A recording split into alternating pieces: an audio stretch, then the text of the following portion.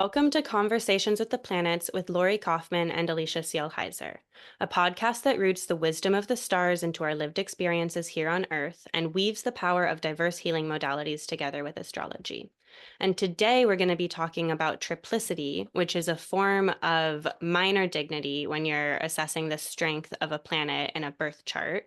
And this is a continuation of our Essential Dignity series. And so we've talked about other forms of dignity that planets might experience, and we have links to all of that down below. And we also have a link to a podcast that we did talking about sect in astrology and whether you have a day chart or a night chart. And the theory of triplicity is so woven in with the theory of sect that if you're not familiar with sect, I would really encourage you to go listen to that episode and then come back to dig into triplicity. But essentially what triplicity is it's a form of minor dignity that a planet can have. And when a planet experiences triplicity, when they're a triplicity lord of the sign that they're in, it's like they have the support of their community. I'm getting that from Demetra George's like pivotal book about ancient astrology, volume 1. Um, and so you have the support of your community, you're able to act more effectively, or the planet's able to act more effectively to bring about its significations in a way that's positive for the life of an individual. And especially if if you have a planet that might really struggle in your chart, like I have Venus in Scorpio, who's in detriment, she has triplicity. So that's a saving thing of her. Venus is more comfortable in water signs. Venus likes to bring things together and be cohesive and emotionally in tune. And the waters of Scorpio do allow that to happen to an extent. And so it can be a remediating factor to look at a planet and whether you have any planets with triplicity. And then it can also, if you have an already strong planet and then it has triplicity, it can be like an extra power boost. And so it's just helpful for understanding the whole way that a planet functions, and particularly that that planet will then have the support of its community if it has triplicity strength. And so, as I mentioned, triplicity is really grounded in the theory of sect. And so we have the day sect planets, which are the Sun, Jupiter, and Saturn, experiencing triplicity in air and fire signs because those, fire moves upwards and so does air, like air moves out. And they're the more external elements, they're more diurnal of the nature of day. And so when these diurnal planets, the Sun, Jupiter, and Saturn, if any of your planets, of those three planets, are in an air or fire sign, they have some version of triplicity and they're more comfortable being in a more external environment. Where if you have a night chart, the nocturnal planets are the moon, Venus, and Mars. And those planets have triplicity strength in water and earth signs. Because you think, earth is like so compressed. It's the most internal. It's, who holds us is earth. And then if you pour water, like where does it go? It goes down and it's more internal. And so those sorts of elements are more conducive to nocturnal nighttime energy. And so if you have the moon, Venus, or Mars in an earth or water sign, they will have some form of triplicity strength. And then Mercury is changeable. Mercury is a Always. twilight planet. Jason Hawley is always reminding us that you can only see Mercury during the twilight hours because Mercury is so close to the sun, and Mercury doesn't like being pinned down. And so Mercury doesn't belong to either sect. Again, go back to our sect episode to dig more into that because there's technical considerations of whether your Mercury's a morning or evening star and different things to Yeah. determine what sect your Mercury is in your personal birth chart. Um, but in general, for triplicity, the main place that Mercury shows up is that if you have a night chart with an air sign Mercury, then your Mercury has triplicity. Um, and yeah, I think that there's just so much there to explore about how Mercury shows up in charts as a changeable planet that we're just not going to be getting into talking about the Yeah. theory of triplicity. I was gonna say, I feel like Mercury could have its own episode. Yeah, Mercury could have infinite episodes. This is like, I Yeah, mean, podcasts are absolutely. so Mercurian anyway. Yeah, Um, for sure. but planets have general triplicity strength, but then specifically for day charts, there's planets that who are like the triplicity lords. And Mhm. so that would be the sun in fire signs is triplicity lord. So if you have the sun in Leo, the sun in Aries, the sun in Sagittarius, and you were born at daytime, your sun is the triplicity lord for that chart, which is extra strength. Um, Venus for both Earth and water is the triplicity lord for day charts. And so if you have a day chart and you have Venus in an Earth sign or a water sign, so Lori, I'm now realizing your Venus also My has Venus like has extra triplicity. Yeah. Um, so Venus in Earth and water in a day chart has extra triplicity, and then Saturn in air in a day chart is triplicity lord. And we'll put this chart or a chart that shows this in a different form on the screen in a second. But I'm just gonna get through the night ones and then the participating as well. Because then if you have a night chart, Jupiter has triplicity in fire signs. The moon has triplicity in earth signs. Mercury has triplicity in air signs, and Mars has triplicity in water signs. And then we also have cooperating lords. So those just participate regardless. So for fire signs, Saturn is cooperating regardless of day or night. For earth signs, Mars is cooperating regardless of day or night. For air signs, Jupiter cooperates. And for water signs, it's the moon. And so sharing our screen here, um, this is a chart from the astrology podcast, and I'll link it down below so you can go explore it more. And it shows it in a slightly different way, but what we're working with is the triplicity lords. So you can see, like, if you have Saturn in Libra in an air sign in the day, it's triplicity lord. Whereas, like, I have Mercury in Libra in a night chart, so my Mercury has triplicity. Yeah. Whereas Lori's Saturn in Aquarius in her day chart has triplicity. So that's how it breaks down. Really, this is something that like you're not going to memorize. You just want to have a chart in front of you to confirm which planet has triplicity. But it's essentially just an extra boost. It's something that can either remediate a difficult planetary placement or give an extra boost to a particularly strong placement. Um, so yeah, I'm gonna pass it to you to say something, Lori, while I let my animal in who is asking to be let through the door. Yes. So I really don't use a whole lot of triplicity personally. It's just never been one of my like specific favorite ways of doing things. But I definitely feel like if you have a planet that's not doing well, like Alicia's Venus, if you have a planet in detriment or just like Or a actually, planet your that Mars as well. otherwise, yeah, my Because Mars. your Mars has triplicity.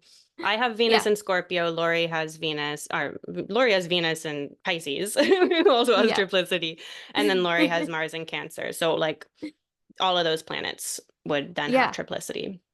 Yeah, yeah, and so having a difficultly placed planet might look really bad, but then once you start to, like, actually dive into the nuances, triplicity is a really great one to start finding those little pieces where it actually does bring it back up to the surface and makes it a little bit more cushiony.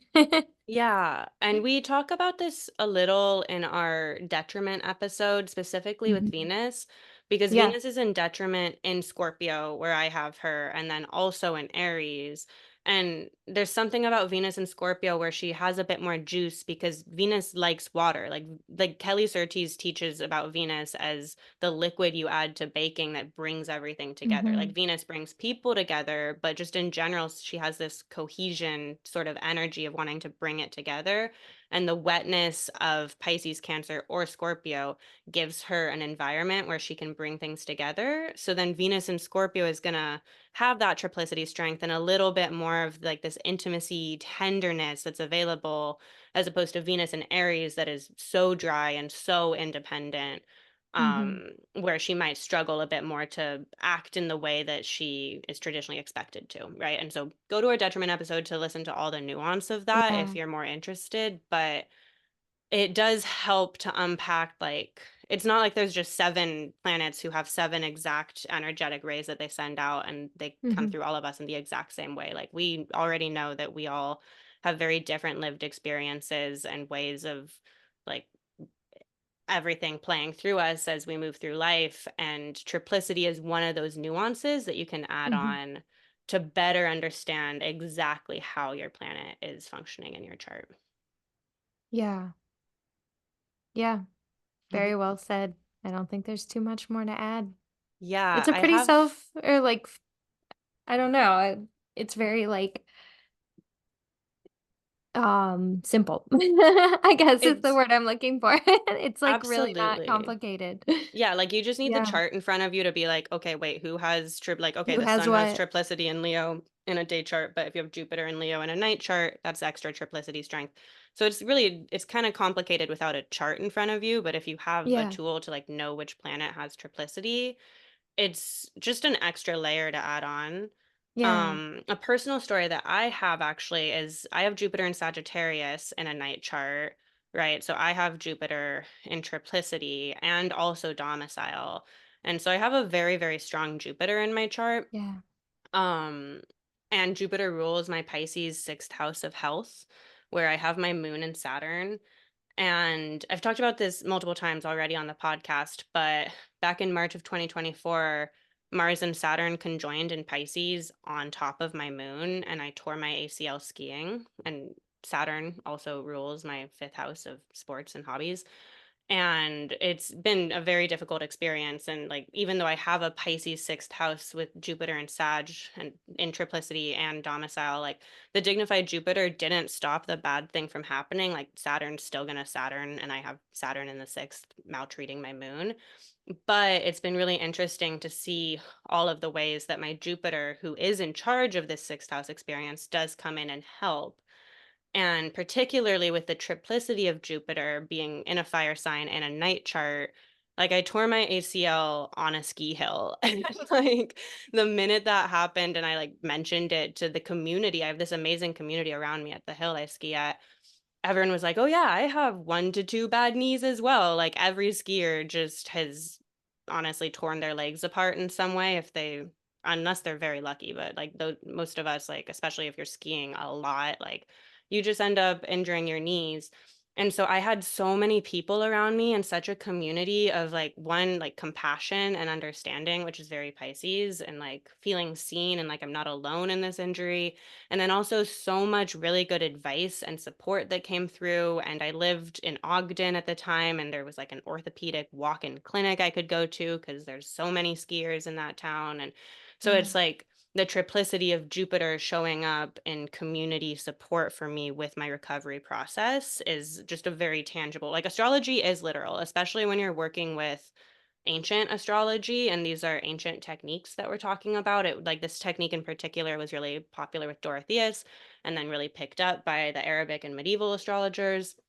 So this is an old technique, and the Mhm. older astrologers were very interested in like what tangibly is going to be happening in my life. It wasn't some like psychoanalysis, like wooey energy, vibey, and no criticism of that, which is more the approach of modern astrology of Mhm. like, I mean, Freud didn't come along till the 1800s, so we didn't really have Right. psychoanalysis until recently. And there's Fair. a lot that is quite useful about looking at Yeah. things from a psychological lens that modern astrology brings in. But the ancients were very literal and like, okay, Saturn rules your fifth and is in your sixth, and you had an injury related to a sport, right? Like it's Yeah. very literal. But then your triplicity Jupiter brought community help in to fix it. So it's like triplicity Yeah. can really come through in very tangible ways if you look at how it shows up in your life or the life of people's Yeah. charts you're reading. Yeah. I have most of my planets actually have triplicity. Um my Yeah. Cancer Mars, and then my Libra Jupiter, and my Pisces Venus, and my Aquarius Saturn and Mercury. Um and Sun, and it doesn't really Yeah. It's like count, really but just your it's moon. there. Yeah. Yeah. It's Yeah. just my moon.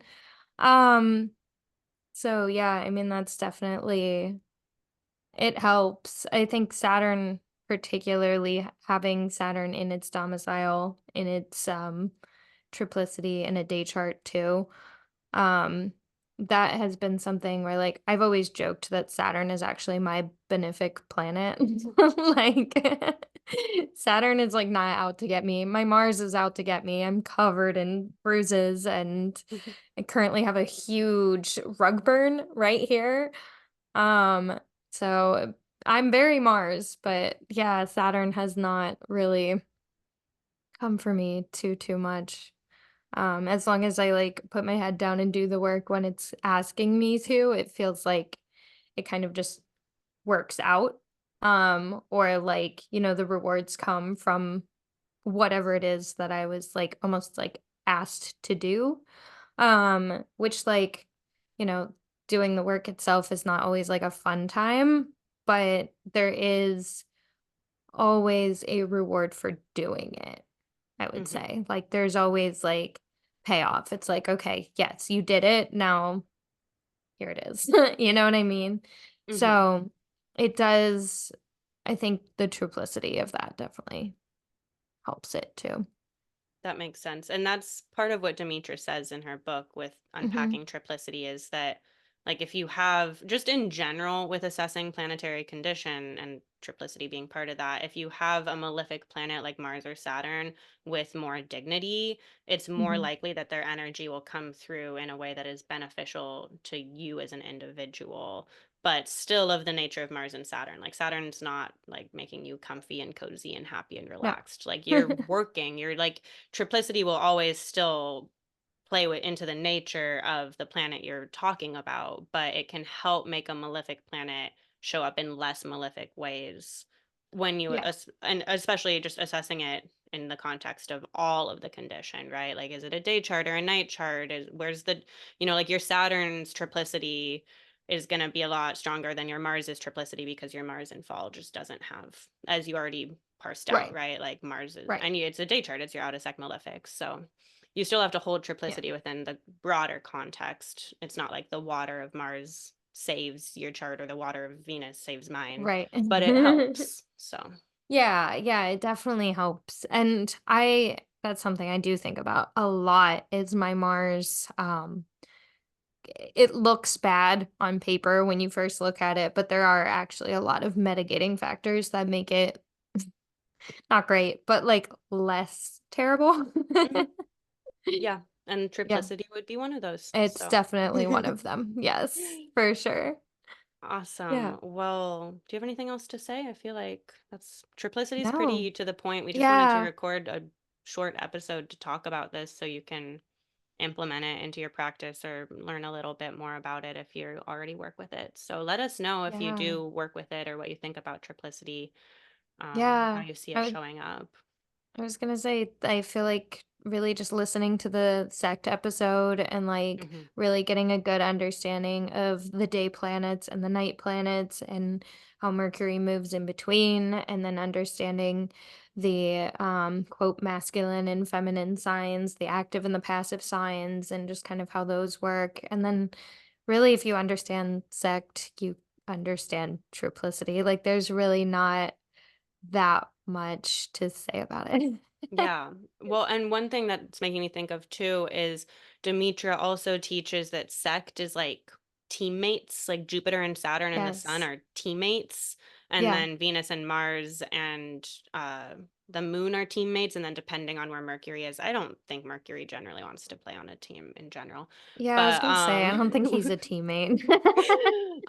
but it's like that's just a way in general to understand how the planets are interacting in your chart too is like right now we're recording this under like a Saturn Jupiter square. It's like they are a teammate, so they're trying to do similarly diurnal things. Mhm. And then triplicity being the support of your community or the support of your team and being so tied into sect theory, there is an interesting connection there of like Yeah. the community support teammate idea with these theories. Yeah, and I do really like that theory. It feels like it makes a lot of sense just within the way that the planets kind of interact together and kind of just thinking of them as like more of an active and a passive type of energy. Cool. Well, I think we can wrap up. This will be released in September when Lori and I will be in Greece. We're going to Greece with Jason Hawley, and we're visiting a lot of mythic, like temple sites and sacred sites of different deities across Greece. And, if you listen to our podcast, you know that we've been really steeping ourselves deeply in myth. And so I'm Yes. very excited. I've never been to Greece, and I'm really Me excited to either. actually go and be in the places where these stories were developed and told. And so I'm sure by the time we get back, and the episodes that we record after that, like I think we're gonna have some pretty exciting stuff to talk about from that experience. Yeah, totally agree. Yeah. Do you have anything else you want to share before we wrap up, Lori? Um, I guess the only thing is just kind of one more little push for the book. If anybody has any asteroid stories that you feel like sharing or anything like that, I'm still pretty deep in collecting research.